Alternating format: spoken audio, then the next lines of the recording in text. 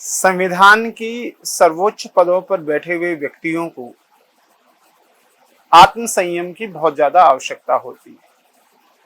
उन्हें क्या बोलना है, क्या लिखना है, कहां पर बोलना है, किसके बारे में बोलना है, क्योंकि वे व्यक्ति नहीं होते, वो राष्ट्र की संपत्ति होते हैं।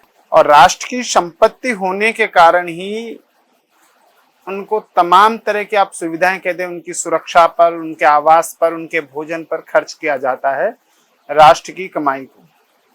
तो संवैधानिक पद पर बैठे हुए हमारे चीफ जस्टिस ने यहाँ के बहुसंख्यक समाज का मजाक उड़ाया, और कोई बोलने से ही नहीं उड़ाया, लिखित टिप्पणी से मजाक उड़ाया। फिर जब कोई सर्वोच्च पद पर बैठा हुआ व्यक्ति इस तरह की हरकत करेगा तो उसे जनाक्रोश को भी भुगतना पड़ेगा। वे अपना विक्टिम कार्ड वहां नहीं खेल सकते। वे साधारण और राजनेता नहीं है कि चंद्रशेखर रावण की तरह यूं कह दें कि मैं दलित हूं इसलिए मेरे ऊपर जूता फेंका गया। तो जिसने जूता फेंका वो भी दलित है, और वो तो संवैधानिक दृष्टि से विशुद्ध दलित है।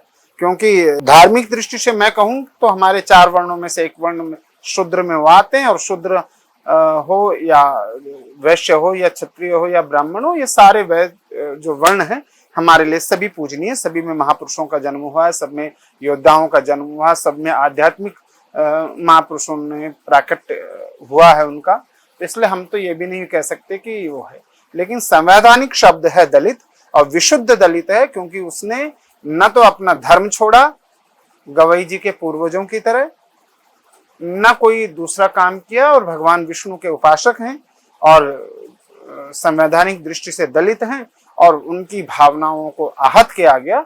और वे विधि विशेषज्ञ भी हैं, और वे जानते थे कि उनके साथ क्या क्या हो सकता था, लेकिन उन्होंने अपने संपूर्ण जीवन का संपूर्ण यश, संपूर्ण तपस्या जो उनकी वाणी में थी और जो उनका आजीविका का साधन है एक अधिवक्ता के तौर पर, वो दांव पर लगाकर उन्होंने भगवान के प्रति और अपने धर्म के प्रति अपनी सच्ची निष्ठा को दिखाया है। और महात्मा गांधी के शब्दों में कहें तो उन्होंने बिल्कुल सही किया है, क्योंकि महात्मा गांधी हमेशा अहिंसा के पुजारी रहे, लेकिन उन्होंने अब्दुल रशीद नाम के व्यक्ति ने स्वामी श्रद्धानंद की हत्या करी थी, तो तब महात्मा गांधी के बयान थे कि उन्होंने बिल्कुल सही किया।